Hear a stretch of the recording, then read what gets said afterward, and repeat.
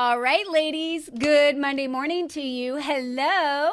I'm your host today for our Member Monday Spotlight, and we have our resident expert with us today, Lori Osborne with bizbolster.com.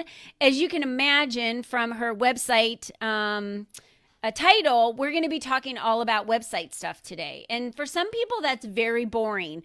But let me tell you, that's why it's like, that's why you build a website so that people can learn about you, go visit there. They can, there's so many things that they can do with that, right? They can buy products from you. They can get on a contact list for you to nurture them. They can enroll for an event. There's so many things that a website provides, and that's why we create them. But I found that a lot of females that I work with, including myself, because this is not an area that, Lori's been educating me like crazy on this, is it just sitting there like a building that you built with no sign on it? Does no one know you're there, right? That's kind of the visual I like to say. If you drive by a building, there's no sign. You're not just going to stop in and be like, hey, so what do you guys do here, right? So you want to have a sign. You want to be shouting from everywhere so people know who you are, right? So visualize it being on the windows. It's lit at night. There's sandwich boards. There's flags out there. That's kind of getting people to see what building you are. How do we do that with a website? I know Lori Osborne here has some advice for us on how to build a good website, but then how to get your website seen. So Lori, happy Monday morning to you. Happy Monday to you too. So give us some tips. Let's just dive in. You're the expert, and I know you work with a lot of clients on not only building efficient websites, right? So let's talk about what would be efficient for that, but then also having the right SEO, which so many people don't know what that is. Yeah, Absolutely. let's talk about it. Okay. Well, there's a lot of basics to keep in mind in building a website. And really, you want the website to look good, obviously. You want Yeah. a good design. That's, critical. But like Colleen said, you want it to be found more than anything. For it to just look pretty is worthless. So there are some key things you want to do. Um, you'd mentioned an opt-in. I absolutely encourage every single business out there to have an opt-in on your website. It For multiple reasons. One, it builds your email list, and how are you going to continue to communicate with those people that come to your website if you don't capture something from them? You don't have the ability to know Joe Blow specifically visited your website if you don't capture their email when they get to your website. So there's that for the opt-in. The other thing is providing something valuable in that opt-in for the people coming to your website. Because one, that gets them to your website if you're marketing it properly. And two, it keeps them more engaged because, oh my gosh, look at this. This is interesting. And then if you build on that, you're going to keep them there even longer. And then you're building that funnel for follow-up. So you give them a download or a video or something that engages them that they'd be interested in. And then you capture their email in that process. And then you have that ongoing relationship that you should be doing with email marketing, follow-up, and that sort of thing. The other thing that I really recommend with websites, which is also part of SEO, is thinking about accessibility. And I'm not saying that everybody needs to become an expert in accessibility, which is allowing the disabled to view and listen to your website. But the terms, the requirements for accessibility are so complementary to SEO that it's really important to understand some of the basics. So things like one heading one per page. That's something that most people don't think about at all. But when you set your headings, you want it to be logical like you would in a book. So you would not have a heading one at every single paragraph in a book. Let's say you would have a heading one and then a heading two and then a heading three. Think about like even Word, like the way it's set up in Word, it's like 1, 2, 3. You want that same logic on your website because when when Google or any other search engine is crawling, they're looking for logic that makes sense. And even though, like, I know a lot of people that do their own website, and I'll admit it, I used to do it as well before I fully understood this. You think about, well, I just want the size. I just want that to be that size. So I'm going to pick heading 1. No, you want heading 1. And if you need to change the size of your heading 2 or the color of your heading 2 to make it what you want, that's fine. But you still want that logic in there. So things like that, in making sure that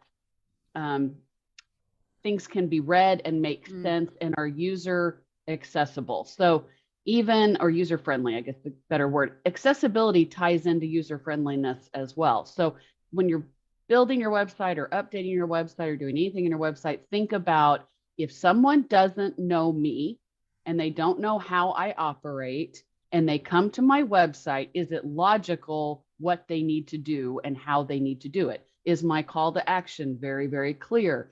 Are all the buttons clear, or do I have like a light blue on a turquoise blue button and I can't read it? Right. You want stark contrast. So think about, if someone is struggling to see and they're on my website, can they see what they need to see to do what they need to do?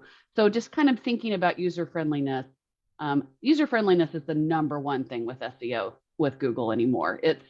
And especially on mobile, because the majority of people are on mobile now. But user accessibility is number one. So everything under that. So the highest percent of people are visiting your website from their mobile or their tablet. So remember that, and making sure it's mobile friendly. But I'm glad that you said about the headings, because I didn't know that either. Right. So I think a good way to ensure that it is friendly is to test it out with a bunch of people, giving it to some friends to view and say, hey, if you go to my website, what do you think I do? What would you do on my website? What would what do you click on?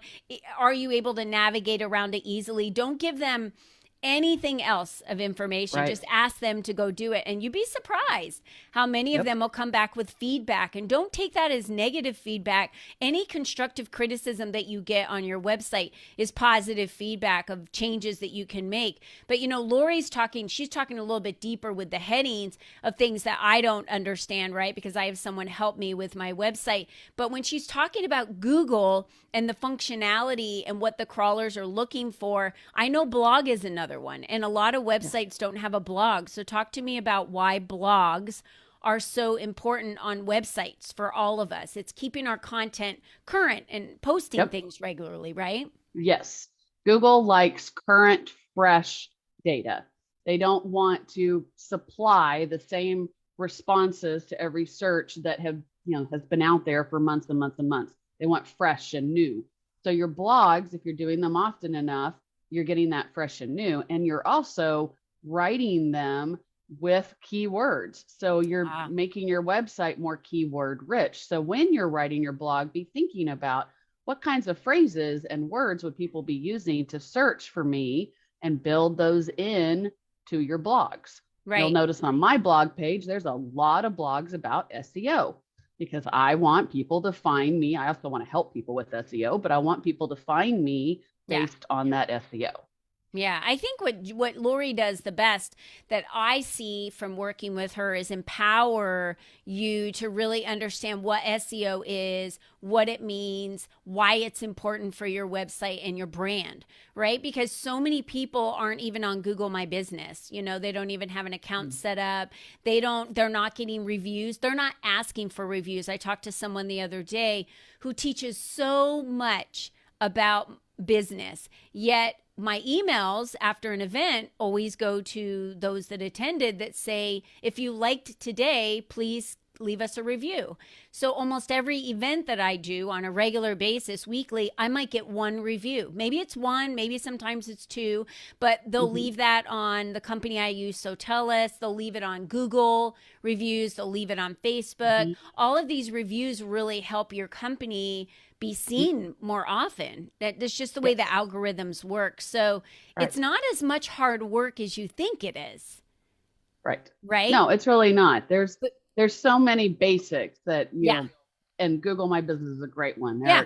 There are a lot First of nugget of basics the that day. anybody can do Go set up that an will account. help. If you don't have a Google Yes. My Business account, go set one up. I found that Meetup, right? The more that we do, and I'm going to ask you this, Lori, because I don't know this answer.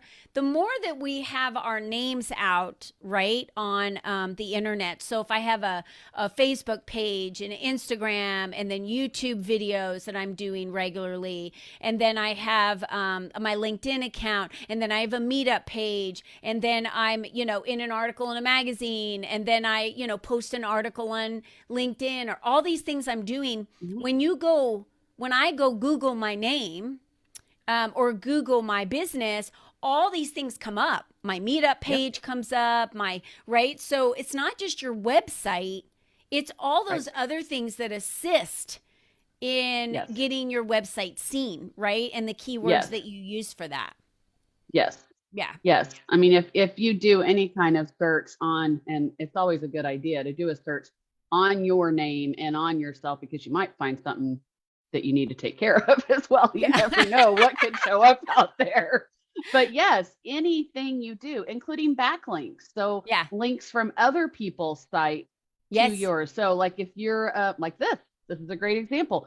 If we have a link in here, it's going to backlink to my website. Anything I do with Colleen, with any events, with any, if you are a guest on podcasts, any of that, you want to make sure that they're including your website link in their message and in their print, so that it's backlinking to your website. And all of that builds up and tells Google, I'm here and I'm awesome. Tell them about me when you do searches. Even what Lori and I have today, right? Everyone knows I'm Colleen Biggs. My name is there. Everyone knows that I'm the founder of Lead Up for Women, right? I have the magazine behind me.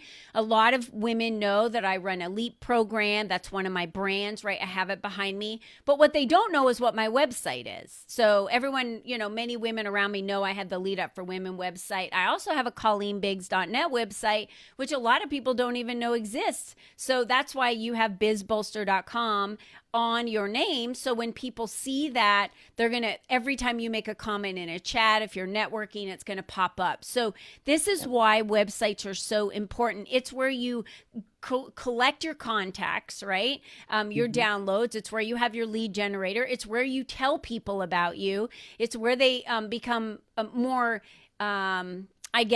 well known, like they get to understand you better. They get to know you better, like you.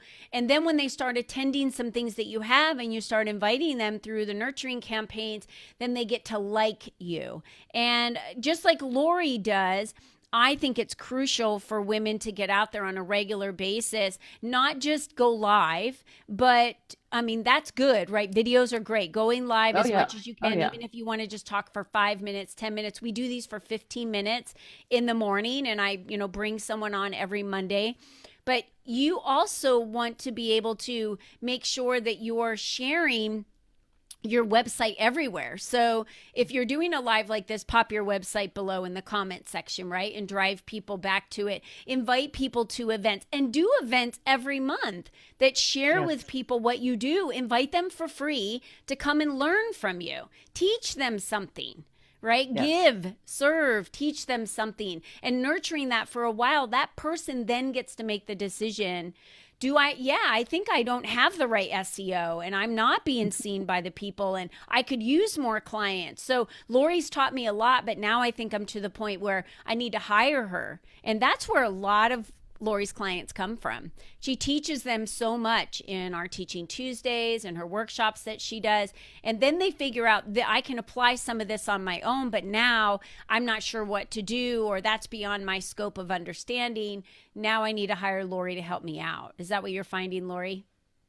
It is. It is. And, I think it's important for me to give back and help people, because like I said, there is a lot with SEO that I would not expect the average person to do or be able to do. It can get very technical, but there are so many. And if you go out to my website, there's actually a download for 10 things that you can do that are very, very simple, that, I want my clients to be able to stay on top, because it's an ongoing thing as well. You don't do SEO once and it's done. You've got to continue to do the right thing.